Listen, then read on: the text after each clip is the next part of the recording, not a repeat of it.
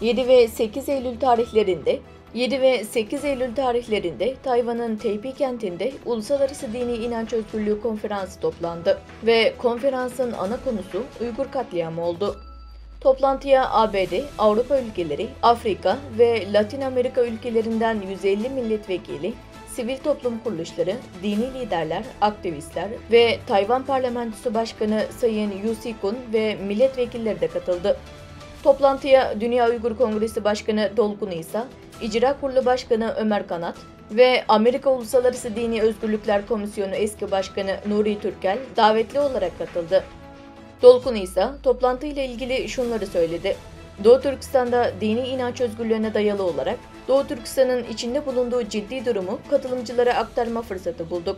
Bunların yanı sıra çeşitli ülkelerin lider ve milletvekilleriyle bir araya gelerek o ülkelerdeki faaliyetlerimize zemin hazırladık dedi. Dünya Uygur Kongresi Yürütme Kurulu Başkanı Ömer Kanat da Tayvan'da düzenlenen toplantının ana konusunun Uygurların mevcut durumu olduğunu ifade etti. Uygur soykırımı, Uygurlara yönelik baskı politikası, Çin'in Uygurlara yönelik sınır ötesi baskıcı politikası gibi konularda raporlar ve tartışmalar yapıldı. Çeşitli ülkelere Çin'in politikasını durdurmak için özel önlemler almaları yönünde çağrılar yapıldı.